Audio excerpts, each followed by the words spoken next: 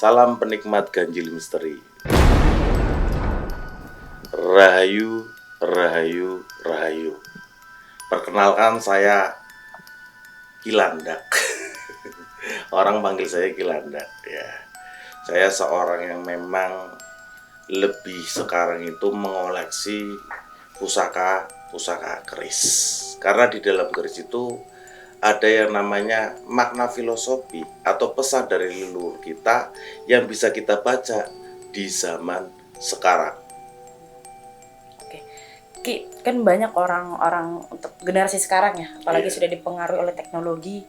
Ternyata keris itu tuh tidak sepenting itu di mereka. Mungkin bisa nggak sih Ki jelaskan apa sih hal yang unik atau hal yang membuat kita harus ini peka sama keris? Ya, karena keris itu adalah sebuah pusaka atau benda yang diturun-temurunkan oleh suatu keluarga atau suatu negara. Jadi kita sebagai generasi selanjutnya kan harus merawat dan menjaga benda-benda peninggalan dari leluhur kita.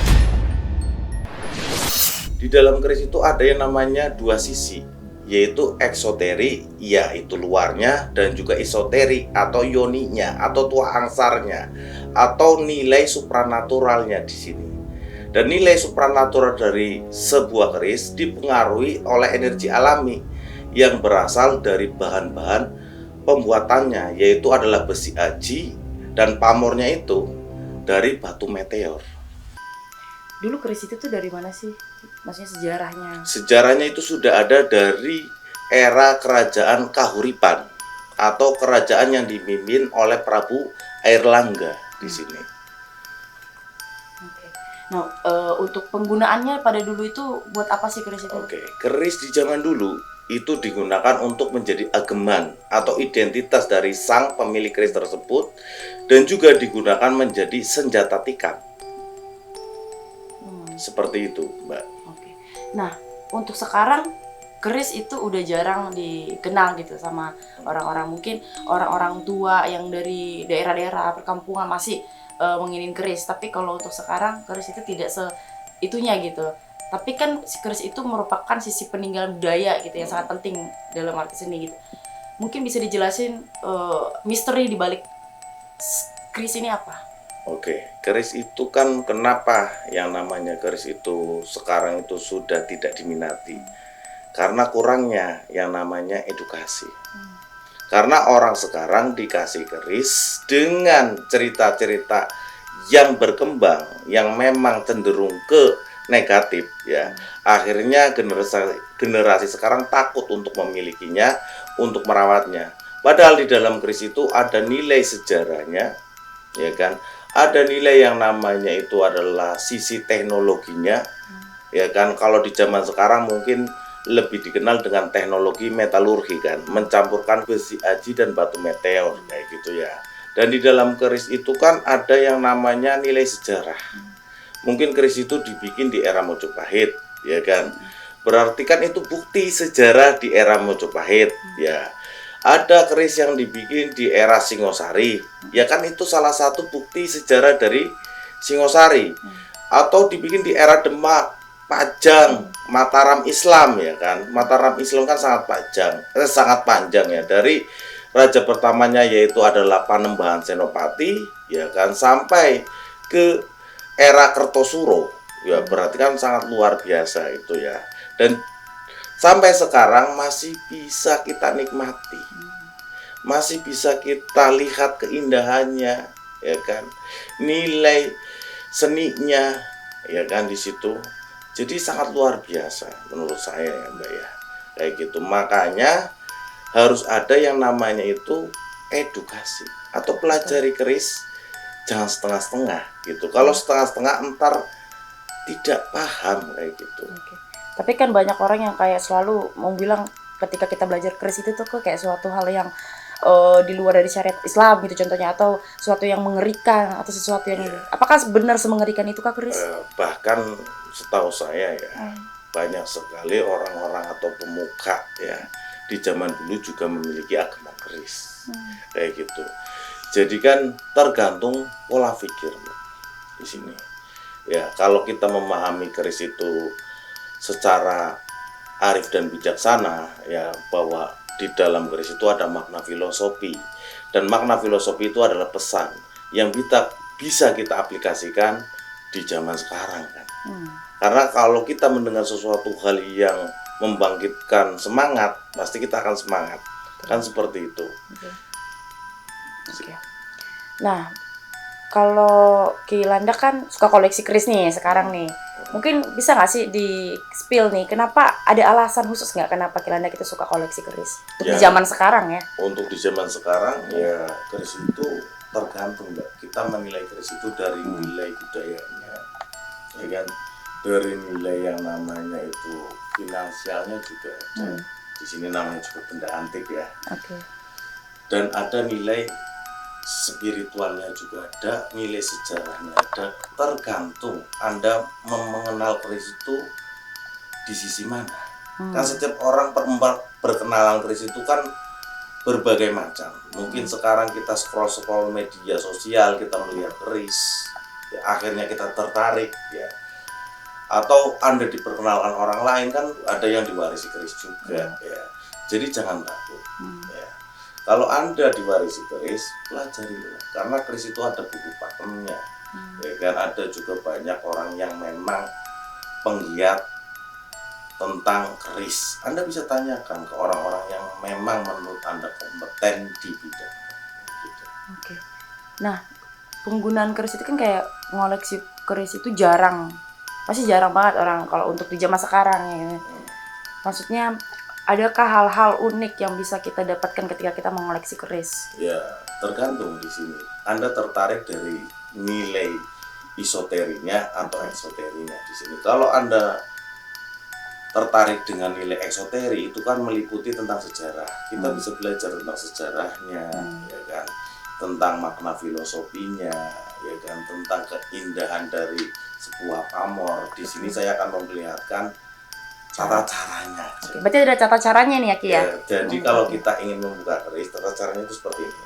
Kita tarik warangkanya, yang ditarik warangkanya, terus kita taruh sini. Ini kayak gini, ini namanya tata caranya aja. Kenapa harus di depan itu? Ya tata caranya seperti itu, kayak gitu. Ini dia keris dengan dapur Nogo Siluman. Dengan pamornya itu adalah pamor Wosuta. Wosuta itu adalah beras yang tumpah atau dimaknai tentang sebuah kejayaan. Kalau makna dari dapur Nogo Siluman ini adalah maknanya tentang memberi tanpa harus kembali, atau makna filosofinya tentang sebuah keikhlasan. Gitu. Nah, dari mana itu? Dari daerah mana? Ini dibikin, estimasi tanggungnya ini adalah di era Mataram Sultan Agung. Ya, dengan keindahan dengan keindahan pamornya yang menggunakan batu meteorit ya. Anda bisa lihat sendiri. Berapa lama itu? Udah berapa tahun? Ya dari era Sultan Agung sampai 2025 kita hitung aja gitu berapa. Ya gitu. Berarti itu ada lambang-lambang, itu ada artinya tuh? Iya ada, ini kan tinatah ya, namanya tinatah lam alif ya gitu. Dan ini namanya itu adalah tinatah. Tinatah, yang artinya? Ya dihiasi dengan emas Mbak, gitu.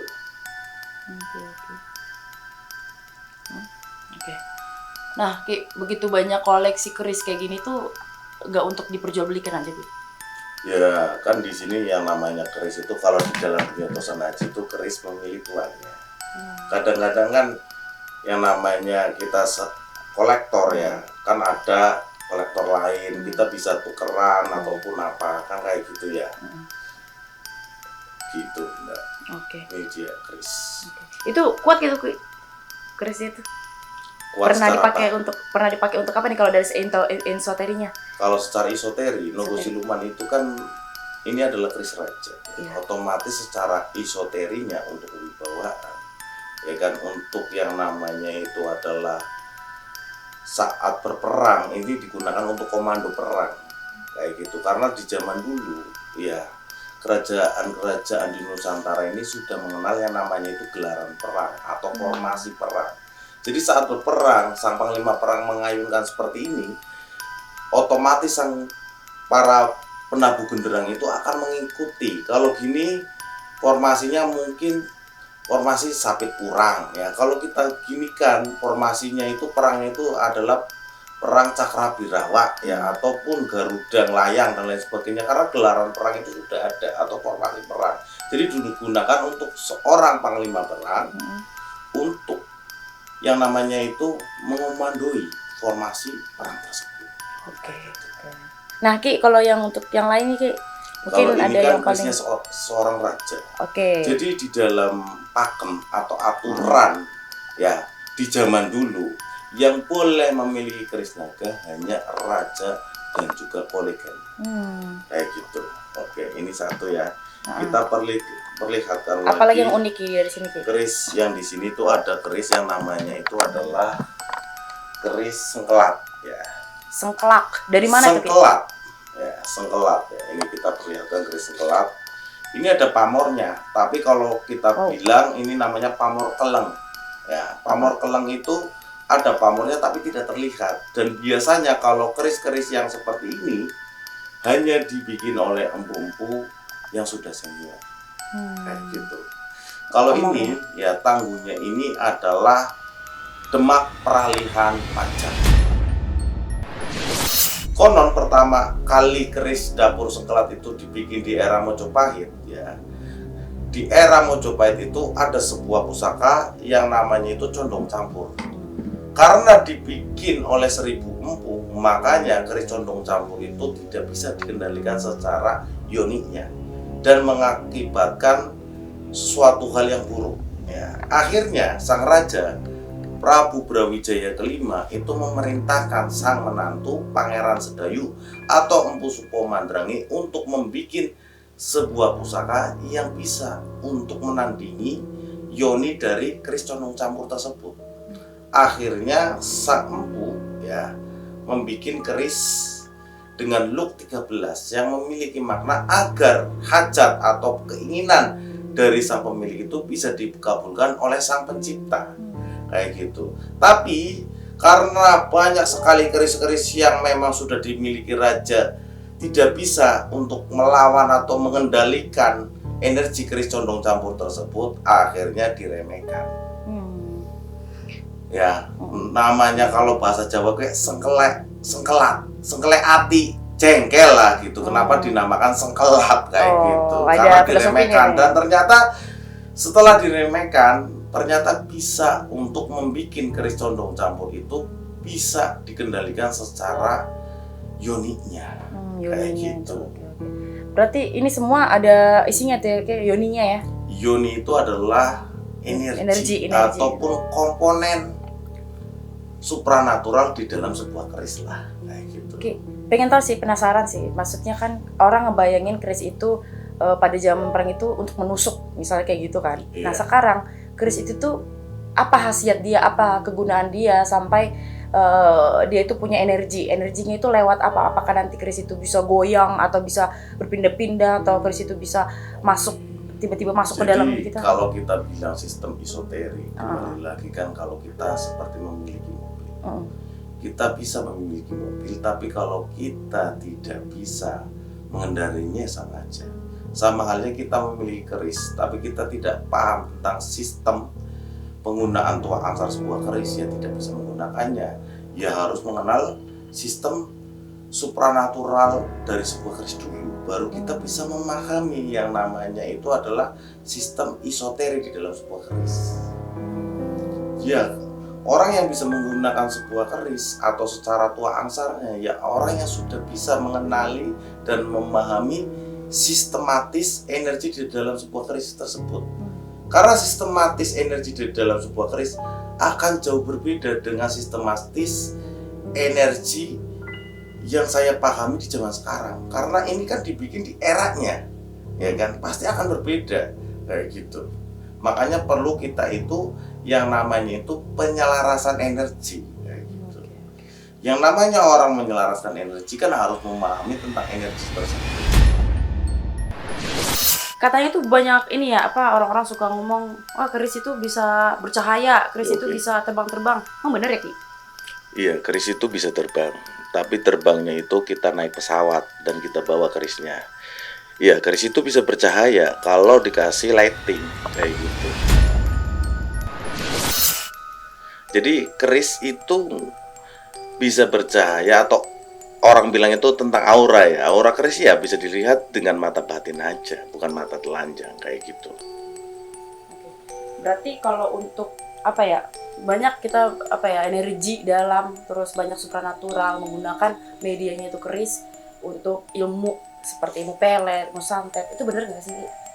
Ya tergantung di sini. Seharusnya kalau orang mempelajari seperti itu kan media banyak ya, kayak gitu. Tapi keris memang memiliki energi yang sangat unik.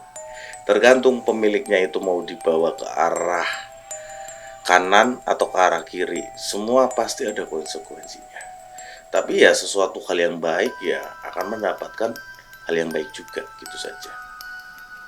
Nah, Ki, kan kalau untuk keris ini sendiri, mungkin ada cara-cara apa ya untuk menjaga atau merawat keris itu, ada nggak sih? Kayak misalnya supaya ininya tidak keropos atau apa, dikasih wangian, ada nggak sih? Ada. Jadi keris itu memang harus dikasih yang namanya minyak pusaka ya. Jadi minyak pusaka itu ya banyak jenisnya, wewangiannya ya. Entar. Seperti halnya yang saya pakai ini minyak cendana gitu. Saya buka dulu kerisnya. Oke. Jadi ini manfaatnya ya untuk biar bilahnya wangi ya kan, dan juga untuk yang namanya itu biar keris itu karaten, karena keris itu kan dibikin di era-era zaman dulu ya, atau era-era sepuh. Makanya ya pasti harus dikasih minyak untuk biar tidak gampang korosi atau karatan gitu. Selain dikasih minyak, kita juga bisa untuk sistem coating atau sistem pengasapan menggunakan yang namanya itu adalah media ini ya, entah itu dupa ya, entah itu yang namanya itu adalah kemenyan madu, bisa ya. Jadi sistem coating itu seperti ini, lapisannya biar tidak karatan juga, manfaatnya kayak gitu. Oke.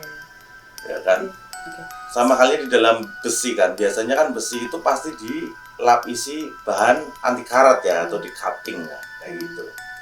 Jadi manfaatnya seperti itu. Kalau untuk mendoakan saat ritual segala macam kayak gitu tuh, ada nggak peran keris itu? Ya kalau di zaman dulu itu ada namanya dapur yang namanya putu sajen. Ya di zaman dulu keris putu sajen itu digunakan ya para leluhur kita untuk pelengkap saat mereka melakukan ritual. Gitu. Ada dapurnya, enggak ini. Karena memang kurangnya persiapan, jadi dapurnya keris itu nggak dibawa gitu. Ntar kapan-kapan kita bawa keris yang untuk seperti itu gitu. Jadi banyak. Sama halnya kita, ini ada satu pusaka ya, namanya dapur Jalak Sangu Tumpeng ya. Ini dia. Keris Jalak Sangu Tumpeng ini biasanya diberikan orang tua ke anaknya yang mau melakukan yang namanya itu pertama kali bekerja atau merantau. Jadi keris ini biasanya diturun-temurunkan oleh suatu keluarga, namanya keris Jalak Sangu Tumpeng dapurnya, kayak gitu. Jadi seperti itu. Jadi memang ya kalau zaman dulu ya, nih seumpamanya masnya ya atau mbaknya mau merantau pertama kali untuk bekerja, biasanya dikasih oleh orang tuanya itu dapur Jalak Sangu Tumpeng. Itu buat ngejaga aja, kita pajangin aja atau harus? Ya kalau di zaman dulu dan di zaman sekarang pasti berbeda. Kalau di zaman dulu kan agar anaknya itu dilancarkan urusannya, agar anaknya itu bisa diterima di lingkungan yang baru, kan kayak gitu ya. Seperti itu. Kalau untuk sekarang tuh biasanya? Kalau sekarang yang namanya sesuatu hal itu kan kembali lagi Mbak, Anda mengenal keris itu ada dua sisi. Sisi yang ekso ya tentang luarnya, sisi iso ya dengan tentang yoninya atau dalemannya atau supernaturalnya ya. Kalau ingin tahu seperti itu ya harus belajar dan memahami sistem esoterik tersebut. Oke. Kalau untuk apa ya, punya koleksi ini berarti Ki mau koleksi itu dibeli atau dikasih atau gimana sih sistemnya? Ya kalau di zaman sekarang ya keris itu dibeli Mbak, atau kita mahari gitu. Ya ada yang ngasih juga, kan tergantung ya di sini ya, kayak gitu. Oke. Dibeli itu biasanya berapa tuh Ki kalau dijual beli? Ya namanya sebuah keris itu kan kita bisa nilai dari yang namanya itu warangkanya atau luarnya seperti ini kan. Pasti kan kalau menggunakan sesuatu hal yang bagus kan ada nilainya. Itu ya tidak ada yang namanya itu adalah rate-nya. Itu tidak ada batasannya lah kayak gitu ya. Karena yang namanya keris itu tadi bisa dinilai dari keris itu seperti apa, historinya seperti apa. Jadi kesepakatan yang memahari dan sang pemahar dong, kayak gitu. Oke. Nah, kalau untuk ini kayak misalnya keris itu untuk apa ya, melakukan atau disalahgunakan gitu. Pernah nggak sih kayak misalnya Ya orang-orang kembali lagi itu kan ke sang pengagem keris tersebut. Ya kan namanya keris itu kan sebuah senjata ya. Digunakan untuk melindungi ya akan melindungi, digunakan untuk menjahati yang menjahati. Kembali lagi ke orangnya kan, kayak gitu. Dari sang pengagem keris tersebut kayak gitu. Di luar negeri percaya nggak sih keris? Ya, Anda bisa lihat di itu Museum Belanda ya. Di situ banyak sekali keris. Kayak gitu. Yang paling kuat nih Ki, atau yang paling tua, atau yang ada energi yang paling atau yoninya yang paling kuat? Ada nggak dari koleksi keris? Kalau semua koleksi saya ya yoninya kuat. Tapi kan namanya kita seperti halnya memiliki kendaraan di zaman sekarang. Kebutuhan kita itu adalah untuk kendaraannya sedang ya sedang, kendaraannya kecil ya kecil, kan tergantung yang namanya semakin banyak kita miliki semakin banyak pilihan kayak gitu. Tapi kalau yang selalu menemani saya dua ini ya, salah satunya ini yang memang saya taruh dulu ya. Oke, ini namanya keris tadi ya, Nogo Siluman Luk 5, pamornya dengan pamor Wosutah. Dengan estimasi tanggungnya ini adalah Sultan Agung, dengan tinatah lam alipnya ada ya, sangat indah dan vibrasi energinya ya bisa dilihat lah dari gambarnya aja, yang namanya vibrasi kan bisa kita lihat kayak gitu.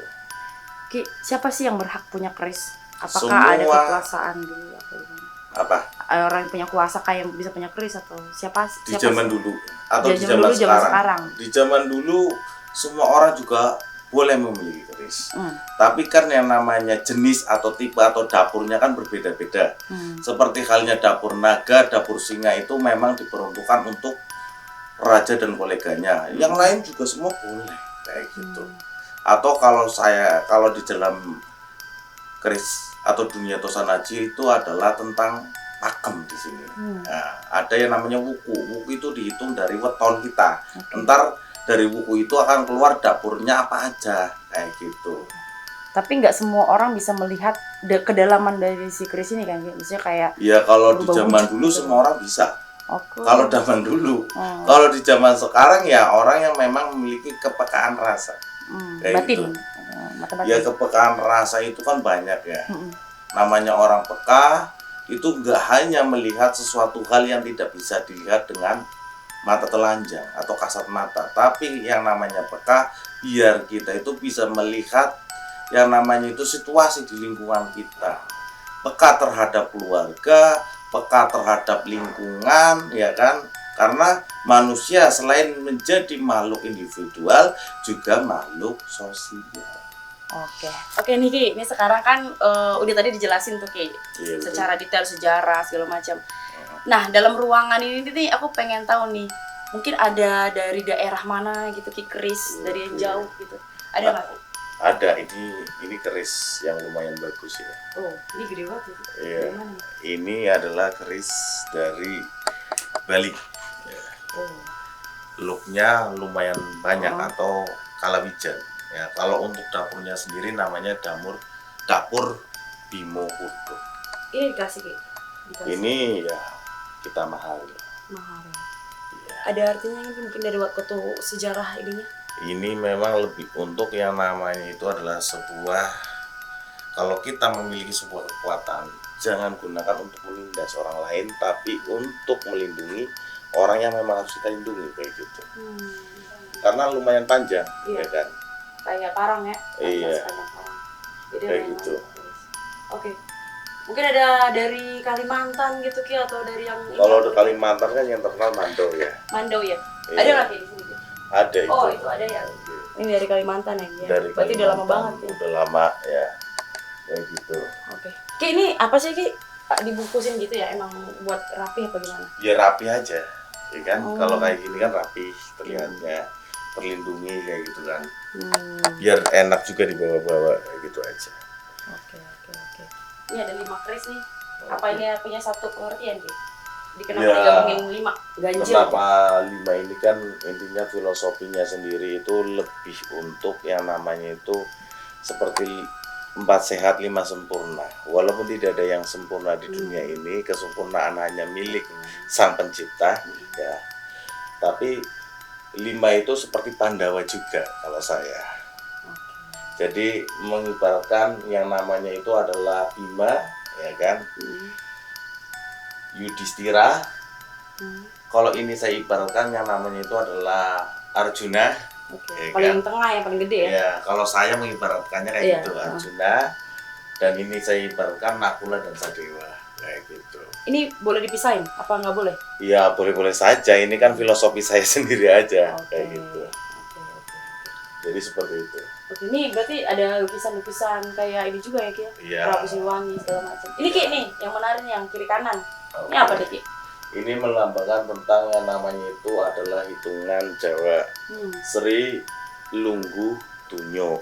Ya, kan kadang-kadang ada Sri Lunggu Dunya Larapati kalau saya. Nah, jadi ini Sri Lunggu Dunya, jadi 3 itu. Kenapa sih Ki harus ganjil? Ada 3, ada 5? Iya, dan lain sebagainya, karena angka-angka ganjil itu kan pasti ada makna tersendiri ya.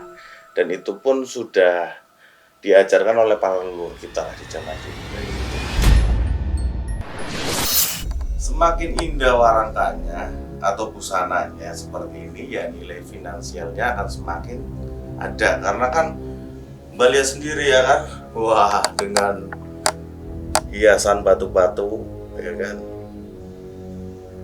seperti ini kan, wah. Ya, mewah ya Ki? Ya mewah. Warna-warni. Ini tuh pakaian cewek ya Ki ya? Ada jam berapa enggak? Iya, kalau ini memang stylish keris-keris Bali seperti ini. Iya sih. Kayak gitu. Ada manik-manik warna-warni. Iya. Dan di atasnya itu kayak ada patung ini ya. Iya. Cuman Ganesha nggak ada ya Ki ya? Ini Kresna. Kresna ya. aku lihat. Keren. Oke, kalau untuk Kayaknya satunya Ganesha deh itu. yang ini, oh iya, yang ini Ganesha. Oke, ada satu. Ki, nah untuk keris nih Ki, mungkin ada yang mau ditambahin nggak Ki? Betapa pentingnya untuk generasi sekarang, kenapa harus kita mengoleksi budaya apa ya, seni keris ini tuh ternyata sepenting itu di generasi sekarang. Kenapa harus? Ya, karena keris itu adalah tulang punggung jati diri kita. Nah, gitu. Karena di dalam keris itu ada yang namanya tadi makna filosofi dari para leluhur kita yang bisa kita terima di zaman sekarang. Ya. Makna filosofi itu bisa dibaca dari makna filosofi dapur keris tersebut dan pamor yang disematkan, kayak gitu. Jadi yang namanya keris itu ya kalau bukan kita siapa lagi, karena keris sudah diakui UNESCO untuk menjadi salah satu ya pusaka atau benda yang memang diturun-temurunkan oleh para leluhur kita dan sudah diakui oleh Badan Dunia yaitu UNESCO. Kayak gitu. Kalau nggak kita rawat siapa lagi? Itu saja. Jadi untuk pemirsa Ganjil Misteri ya, keris itu adalah sebuah benda pusaka yang diturun-temurunkan oleh para leluhur kita, sudah diakui juga oleh Badan UNESCO, dan keris adalah tulang punggung jati diri kita, kayak gitu. Jadi rawatlah dan jaga keris ya, dan juga pelajari sisi eksoteri, dan juga kalau yang memang tertarik di sisi isoteri ya pelajari sisi isoterinya, kayak gitu. Kalau memang ingin mempelajarinya ya, yang penting jaga dan rawat dan pelajari makna-makna yang terkandung dalam sebuah pusaka keris. Terima kasih. Rahayu, rahayu, rahayu.